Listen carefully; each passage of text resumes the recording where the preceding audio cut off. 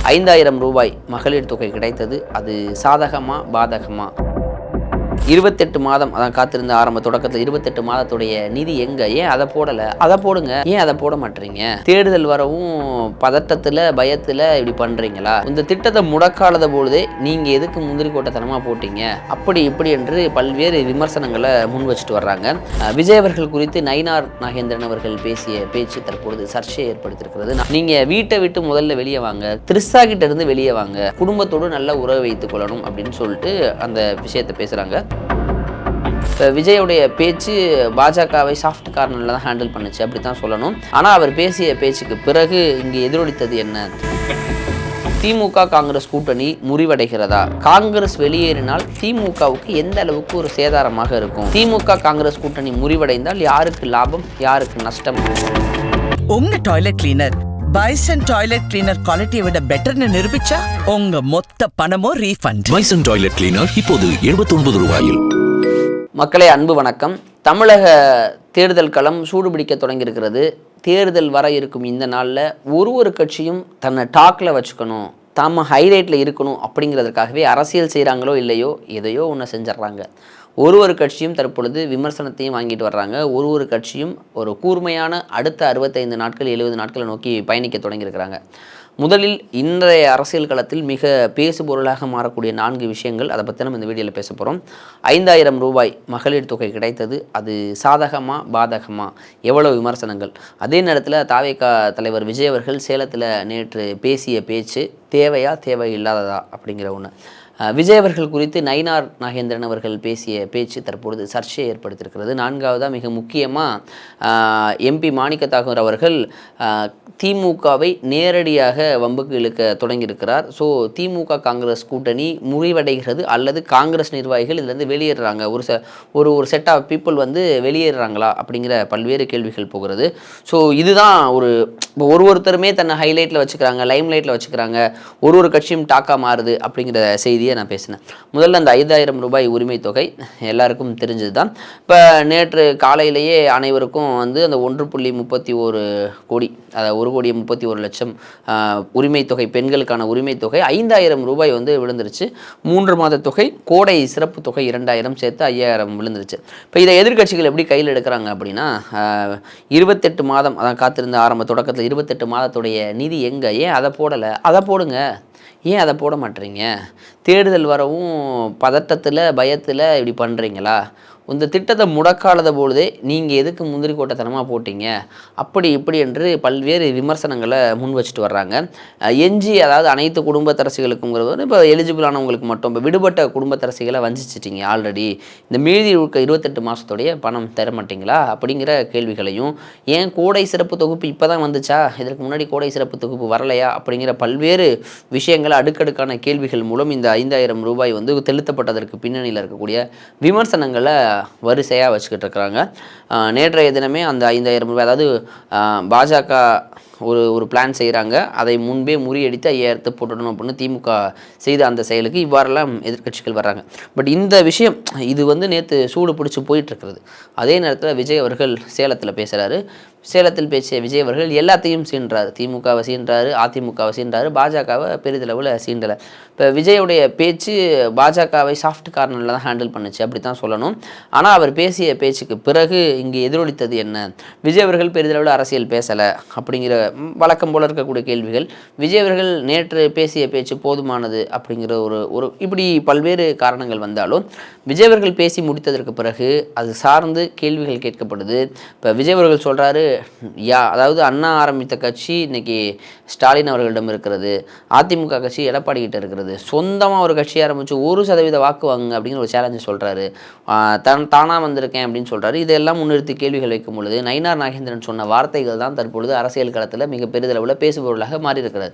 நீங்கள் வீட்டை விட்டு முதல்ல வெளியே வாங்க, த்ரிஷா கிட்ட இருந்து வெளியே வாங்க, குடும்பத்தோடு நல்ல உறவு வைத்துக் கொள்ளணும் அப்படின்னு சொல்லிட்டு அந்த விஷயத்தை பேசுகிறாங்க. பொதுவாகவே இது விமர்சனங்கள் பல நேரங்களில் பலரும் செய்வது உண்டு. அது தவிர்க்க முடியாத ஒன்றாக மாறி அந்த அரசியல் சூழலுக்காக பல்வேறு விஷயங்கள் இருக்குது. பட் ஒரு அரசியல் கட்சி தலைவர்கள் இதை பேசியிருக்கிறாங்களா அப்படின்னு கேட்டால் பெரும்பாலும் பொதுவாக அதை தவிர்த்துருவாங்க. அரசியல் கட்சி தலைவர்கள் அதை பேச மாட்டாங்க.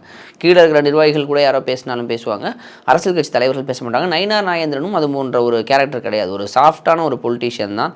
ரொம்ப சுமூகமான ஒரு எல்லார் கூடயும் ஒரு பேசக்கூடிய தன்மையில் இருக்கிறவர் தான். அவர் ஏன் இதை சொன்னார் அப்படின்னு அவர்கிட்ட தான் கேட்கணும். பட் அவர் சொன்ன வார்த்தைகள் வந்து ரொம்பவே தவறு. அவர் சொன்ன வார்த்தைகள் தவறு தான். அந்த தவறுக்கு தான் தாவேகா கடுமையான தாக்குதல்களை முன் வச்சுட்ருக்குறாங்க. ஸோ கமலாலயமும் அறிவாலயமும் ஒன்றாயிருச்சா, அறிவாலயத்தை திட்டினா கமலாலயத்தில் காய்ச்சல் வருதா அப்படிங்கிற வார்த்தைகள் எல்லாம் பயன்படுத்தி வெளுன்னு வெளுத்துக்கிட்டு இருக்கிறாங்க. இது ஒரு புறம் போயிட்டுருக்கிறது. ஸோ இறுதியாக நான் பேச வந்த டாப்பிக்கே ஆக்சுவலி இதுதான்.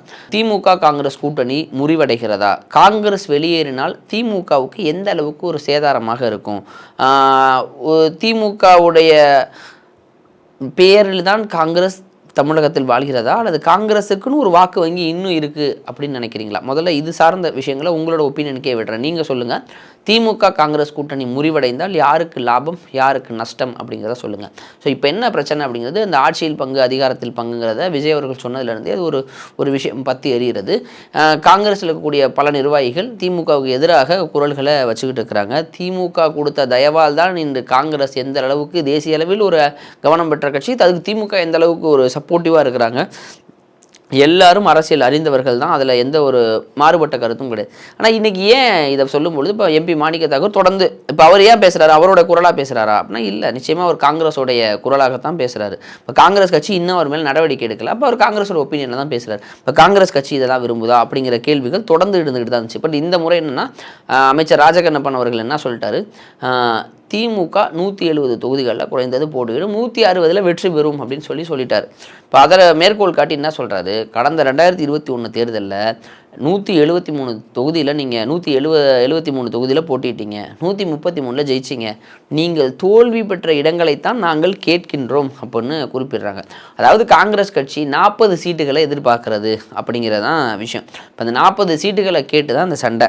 அதே போல் ஆட்சி அதிகாரத்தில் பங்கு எங்களோட உரிமை, அதிகாரத்தில் பங்கு விருப்பம் இருக்குது, அதே மாதிரி ஆட்சியில் பங்குறது எங்களோட உரிமை அப்படின்னு சொல்லிட்டு வர்றாங்க. முதல்வர் அவர்கள் இப்போ சொல்லிட்டாரு, அது தமிழகத்துக்கு ஒத்து வராது, ஆட்சியில் பங்கு அதிகாரத்தில் பங்கு தமிழகத்தில் ஒத்து வராது அப்படின்னு கூறியதற்கு பிறகு இதை மீண்டும் கையில் எடுத்து 40 சீட்டுகளுக்காகவும் ஆட்சி அதிகாரத்தில் பங்குகளுக்காகவும் காங்கிரஸ் கட்சியில் இருப்பவர்கள் போர்க்கொடி தூக்குவது காங்கிரஸ் மற்றும் திமுக உறவை பாதிக்கிறது, அது ஒரு விரிசலை நோக்கி தான் போகிறதுங்கிறது வெட்ட வெளிச்சமாயிருச்சு. இதற்கப்புறம் திமுக எடுக்க போகிற ஸ்டாண்ட் எப்படி இருக்கும் அப்படிங்கிறதான். ஏன்னா ஜஸ்ட் லைக் தட் அப்படின்னு சொல்லிட்டுலாம் அவங்க வந்து போகிறதில்ல. அவங்களுடைய நிச்சயமாக யாரெல்லாம் பேசுவா, எப்படி பேசுவாங்க, எப்படி பக்குவமாக பேசுவாங்கிறதெல்லாம் நம்ம அறிந்தது தான். அடுத்தடுத்து எந்த அமைச்சர்களோ யார் வேணால் அப்படி போகிற போக்கில் ஜஸ்ட் லைக் தன்னு அப்படி போகிற போக்கில் 2 வார்த்தைகளை போட்டு போயிடுவாங்க. அது இன்னும் பூதாகரமாக வெடிக்கும். ஏன்னா இன்னும் அமைதி காப்பார்களான்னு கேட்டால் கிடையாது. பொது வெளியில் இதை பேசும்பொழுது நிச்சயமாக அதை பேச தான் செய்வாங்க.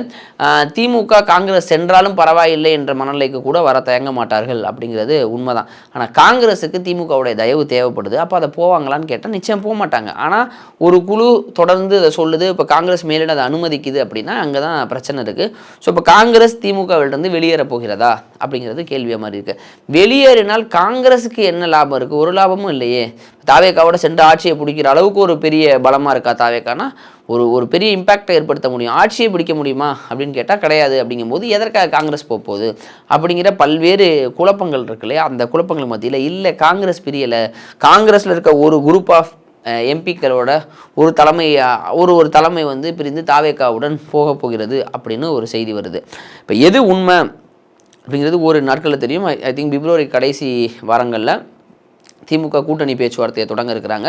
ஸோ அப்பொழுது பெரிதளவில் வீரியமாக வெடிக்கும் அப்படின்னு சொல்லி நம்பலாம். இப்போ எம்பி மாணிக்க தாக்கூர் தொடர்ந்து இந்த மாதிரியான விஷயங்களை பேசுகிறது அப்படிங்கிறது பயங்கர சர்ச்சையாக மாறி வருது. இதுக்கு காங்கிரஸ் மேலிடம் எந்த ரியாக்ஷனும் எடுக்கலை. திமுக அமைதி காக்குதான்னு கேட்டால் நிச்சயம் அமைதி காக்காது, அதற்குடைய பதிலடிகளை கொடுக்கும். இப்போ காங்கிரஸ் கூட்டணி பிரிவதற்கான வாய்ப்புகள் இருக்குது. ஒருவேளை தாவேகா காங்கிரஸ் கூட்டணி அமைந்தால் அது எந்த வகையில் சாதகமாக இருக்க போகுது காங்கிரஸுக்கு? ஏன்னா ஒரு எதிர்க்கட்சிங்கிற ஒரு அந்தஸ்து கிடைப்பதற்கு அனைத்து வகையிலும் முயற்சி செஞ்சு ராகுல் காந்தியை பிரதமர் வேட்பாளர் அப்படிங்கிற ஒரு விஷயத்தை முன்னிறுத்தி எல்லா வகையிலையும் முன்னோடியாக இருந்து ஒரு முன் செட் பண்ணது திமுக தான், ஸ்டாலின் அவர்கள் தான். அப்படிங்கும்போது அதை பகைத்து கொண்டு காங்கிரஸ் வெளியேறுமா அப்படின்னு ஒரு பக்கம். இதை சாக்காக வைத்துக்கொண்டு காங்கிரஸ் ஒருவேளை தாவேக்காவோடு வெளியேறினால் பாஜக அதிமுக கூட்டணி ஒரு அமோக வெற்றி பெறும், இதை பயன்படுத்திட வேண்டியதான், இதை கூட்டணியை வெற்றியை பயன்படுத்திட வேண்டியதான் அப்படின்னு அதிமுகவும் ரொம்பவே வீரியமாக இருக்காங்க. ஸோ அதிமுகவுமே நேற்று விஜய் அவர்கள் பேசினதுக்கு ஒரு பலத்த எதிர்ப்புகளை சொல்லியிருக்கிறாங்க. அனைத்து விமர்சனங்களையும் வச்சுருக்காங்க. இப்போ நம்ம அனுபவம் இல்லை, கொள்ளையடிக்கிறதில்ல எங்களுக்கு அனுபவம் இல்லைன்னு சொல்லி, அதாவது அதிமுக விமர்சித்ததால் விஜய் மீது என்ன விமர்சனம்னா, சினிமா டிக்கெட்டை நீங்கள் விற்று 30 வருஷமாக கொள்ளையடிச்சிங்களே, அப்போ கொள்ளையடிச்சதில் உங்களுக்கு அனுபவம் இல்லையா அப்படிங்கிற போன்று பல்வேறு கேள்விகளை கேட்டிருக்கிறாங்க. இப்போ பெரியார் அவர்களையும் அண்ணா அவர்களையும் எம்ஜிஆர் அவர்களையும் விட்டுட்டு அதுக்கப்புறம் சவாரி பண்ணுங்க பார்க்கலாம், எதற்காக எடுத்துக்கொண்டீர்கள் அப்படின்னு அதிமுக தாவேக்காவை தொடர்ந்து டார்கெட் பண்ண தொடங்கியிருக்கிறது. தாவேக்கா இரண்டு புறமும், அதாவது 3 புறமும் ஒரு பலத்த எதிர்ப்புகளை சம்பாரிச்சுக்கிட்டு இருக்காங்க. இந்த சூழலில் தான் தாவேக்காவுக்கு காங்கிரஸ் வந்தால் ஒரு பக்கபலமாக இருக்கும். ஒரு தேசிய கட்சி, அனுபவம் வாய்ந்த கட்சி, ஒரு ஸ்ட்ரக்சரல் இருக்க ஒரு கட்சி, எல்லாமே ஏதோ ஒரு வகையில் ஒரு வகையில் பயனுள்ளதாக தாவேக்காவுக்கு இருக்கும் அப்படின்னு தாவேக்கா நம்புகிறாங்க. காங்கிரஸ் தாவேக்காவோடு சென்றால் காங்கிரஸ் அவ்வளோதான், அதோடைய அழிவை தானே எடுத்துக்கும், மண்ணை வாரி தானே போட்டுக்கும் அப்படிங்கிறது அரசியல் தெரிந்தவர்கள் சொல்கிறாங்க. இவங்க பிரிஞ்சா அது எங்களுக்கு சாதகம் அப்படின்னு அதிமுக பாஜக கூட்டணி வெல்வது நமக்கு தான் ஆட்சி அப்படிங்கிற ஒரு கணக்கில் அவங்க இருக்கிறாங்க. அவர்கள் சென்றாலும் பரவாயில்லை, திமுக ஆட்சியை பிடிக்கும். கடந்த தேர்தலை போலவே 173 தொகுதிகளுக்கு, அதாவது 170 தொகுதிகளுக்கு மேலே போட்டியிடும். அதன் மூலம் திமுக தனி பெரும்பான்மையுடன் ஆட்சியை பிடிக்கும் அப்படின்னு திமுக ஒரு கணக்கு போடுறாங்க. இத்தகைய கணக்குகளில் எந்த கணக்கு சாதகமாக முடிய போகுது, எந்த கணக்கு பாதகமாக முடிய போகுது, யாருக்கு சாதகம் யாருக்கு பாதகம் அப்படின்னு நீங்கள் நினைக்கிறீங்க? ஸோ காங்கிரஸ் அப்படிங்கிற ஒற்றை கட்சி ஒரு மாற்றத்தை 2026 ஏற்படுத்தக்கூடிய கட்சியாக மாற முடியுமா? அந்த பழைய வீரியம் காங்கிரஸுக்கு இருக்கிறதா? நீங்கள் என்ன நினைக்கிறீங்க? கமெண்ட்டில் சொல்லுங்கள்.